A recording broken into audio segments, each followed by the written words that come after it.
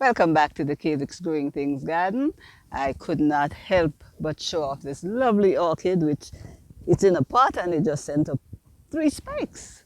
Very lovely. But today's topic is not orchids. I don't have enough of them as yet. But we're going to be looking at Amaryllis. We call it Amaryllis lily, but it's not a lily. We have a lot of work to do with them so that we can propagate and extend them in the garden. So stick around and we'll take you through the stages of that.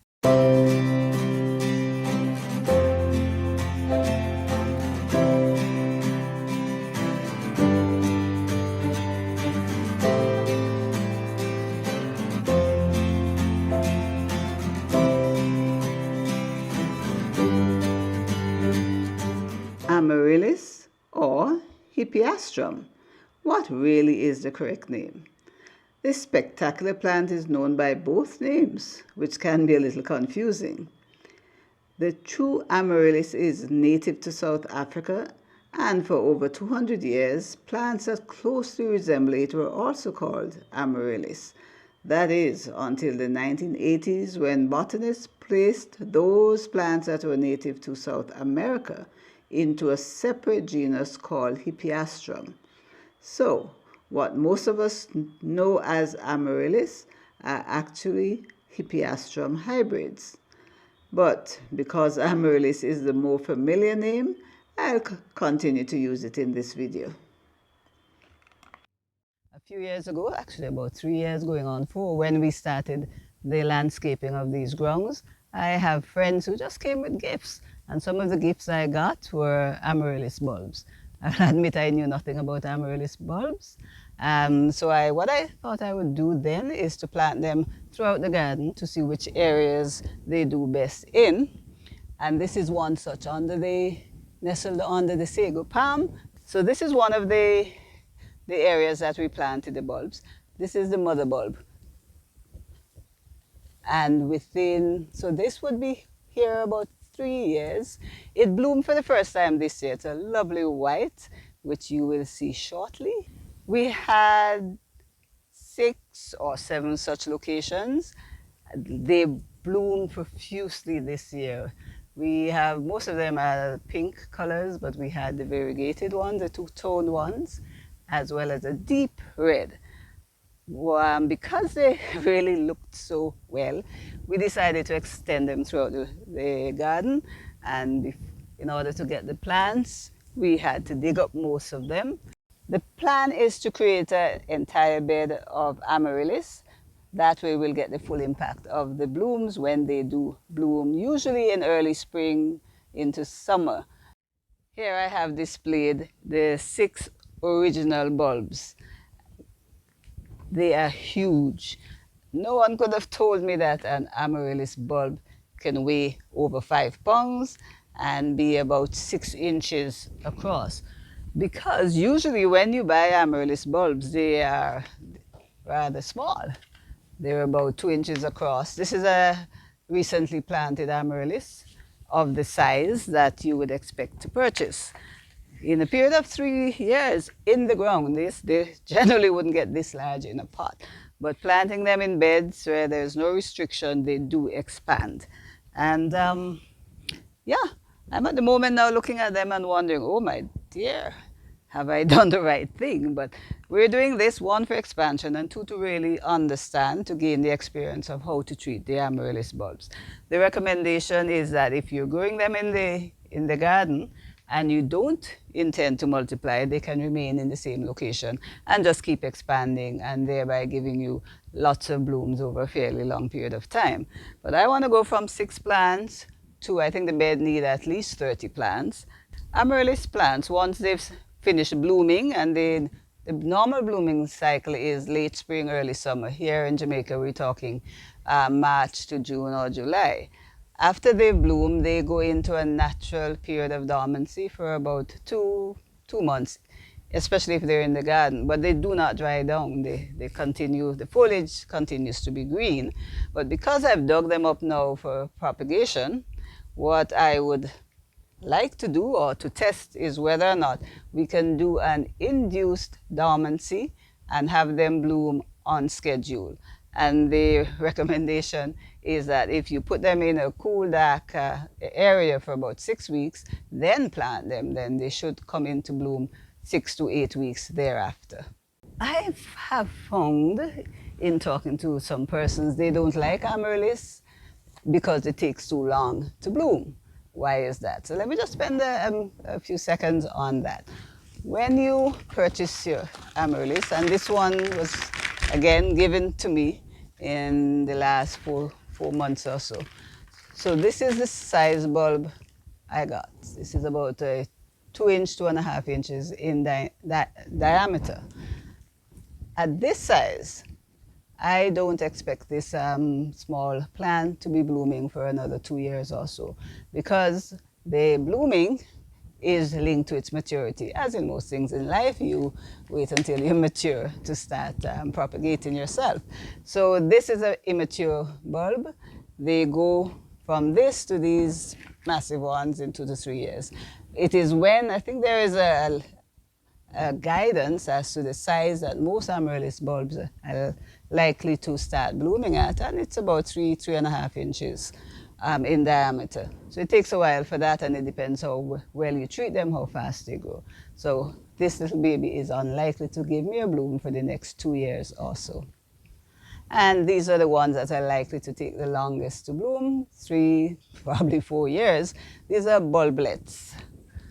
These, and the even smaller ones are bulbils. They come from the mother plant at the base. Normally you allow them, they will stay there until they get big enough to separate themselves. And if you uppot and it is hard to remove them, let them stay. I think I damaged a few by trying to yank off too many, but these are too small to be removed. This Amaryllis was planted in the pot, as you can see, not in the garden like the others.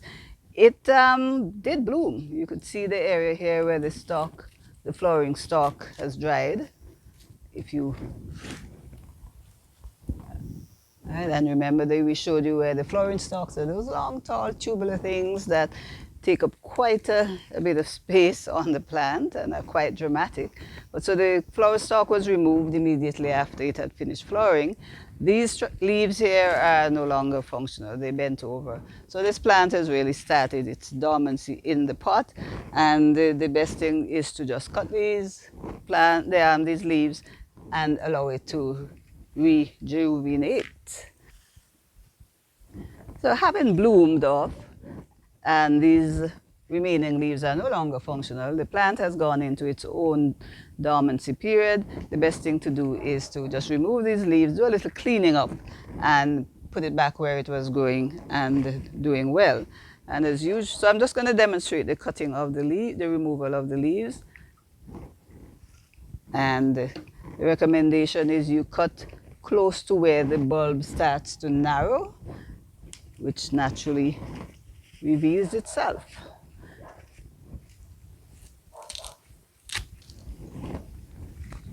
Because the leaves bent naturally there, that's the best place to have cut it. I did sanitize my cutter.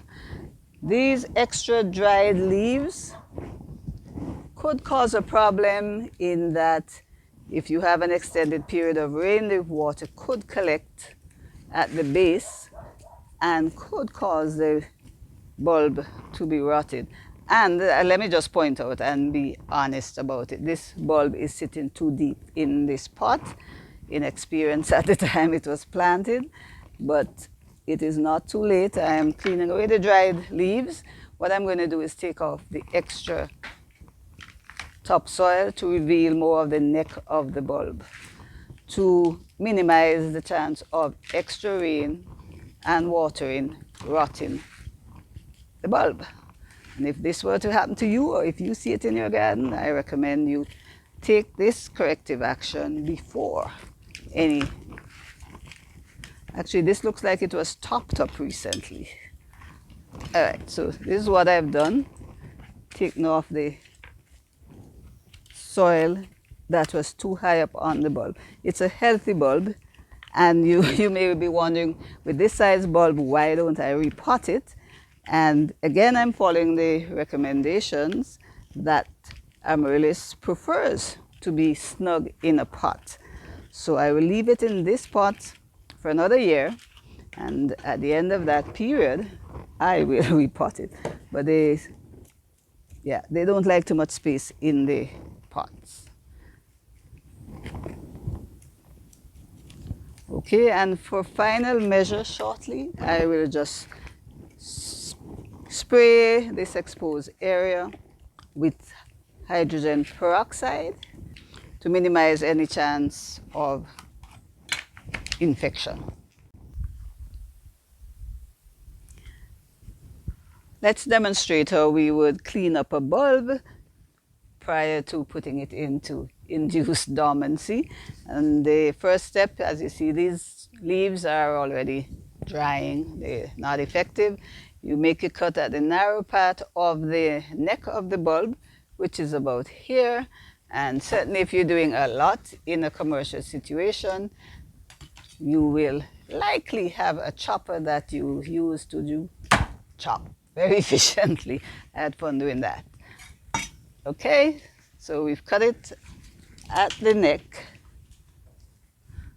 I was afraid to cut any lower since this is my first time.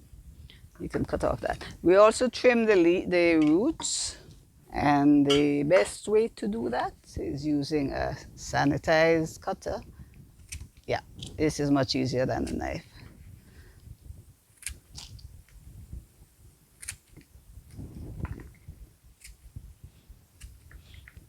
It will produce new roots. All right. It's a healthy bulb, no soft areas, but it will not hurt to take off some of the drying scale leaves. It's a bulb, it's similar to an onion. It has those layers of modified leaves wrapping around the central area that has the growing point. So, and for extra precaution, I am going to do as I see recommended. I will do an exterior sterilization, a short soak. This is 3% hydrogen peroxide, 50% mix. This is equal amount of 3% hydrogen peroxide and water. And you give it a soak. Okay, glad to see she fit. I'm just going to pour a bit all over it. Now, once the 15 minutes are up, we are going to put it in a dry, cool area, not in sun, for about 5 to 6 days. Let it fully dry before we put it in that cool section of the nursery for 6 weeks or so before we take it out and plant it. Now let's repot this lovely one. This is a double red. You could see the bloom there. It was lovely. First time it bloomed this year. We're going to trim. I'm going to trim just a bit of the roots. They're all still nice and plump, but they have to allow space for new roots to form. So I'm just going to cut off the older ones. But you notice, I don't know if it's a variety difference, but this one sent up, I think, 3 flower stalks over a period of 2 months.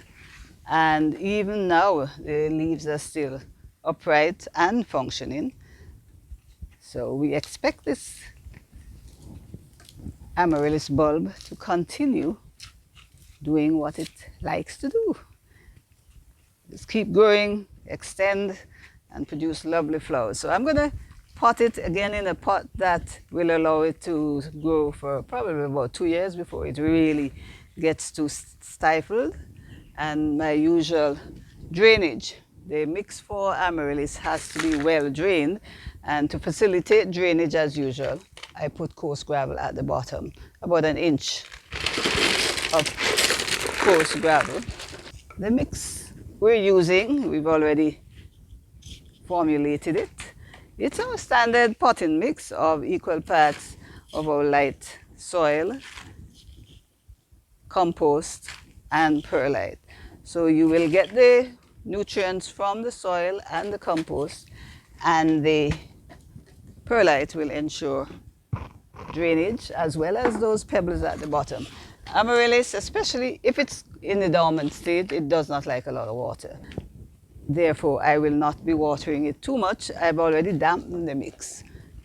And there's a lot of water being stored in these bulbs. And notice this time I did not bury it too deeply.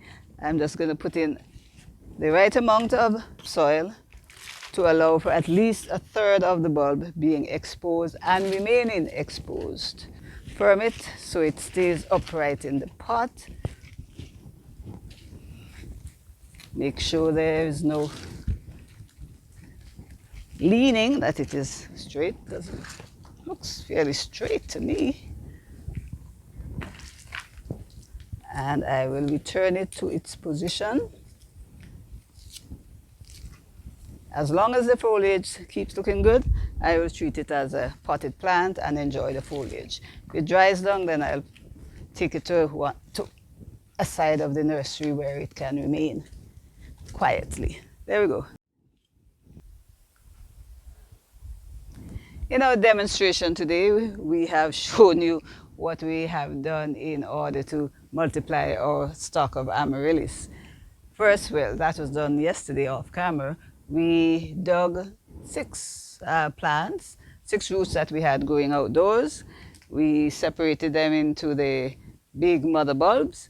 We have 6 large mother bulbs, 3 of which will be treated in the traditional way where you clean them up, repot them, and I'm going to be repotting them, not planting them in beds, and watch them take their natural time, probably about another 6 months or so before it blooms in its natural cycle. 3 of those bulbs, though, I have decided to treat them for dormancy by cleaning them up, putting them in a cool area for about 6 weeks, taking them out closer, probably towards the end of the middle of November, and watch them hopefully recover and bloom in time for the end of December. We're also quite pleased with the number of bulbs, small bulbs, that we removed from the mother plants, and these should be sufficient to plant the bed. So we have a uniform display of Amaryllis bulbs in time to come, and I estimate it will take us about 2 years. The larger ones hopefully will start blooming in 2 years. The smaller one will take a little longer. I've demonstrated how to repot a large Amaryllis bulb, and the main thing is a potting mix that is porous, that allows drainage, free drainage, and the planting of the bulb leaving about a third, especially near the neck area, above the level of the soil. So we have a large bulb which is mature and will continue blooming, and a smaller bulb about a year old, which we expect will take another year or 2 before it blooms. If you enjoy this demonstration or would like to see other similar demonstrations, please let us know. If you haven't subscribed as yet, please subscribe, give us a thumbs up, and share it with your friends. So until next time, when we meet right here for another demo, this is Thelma in the Calyx Growing Things Garden saying bye-bye.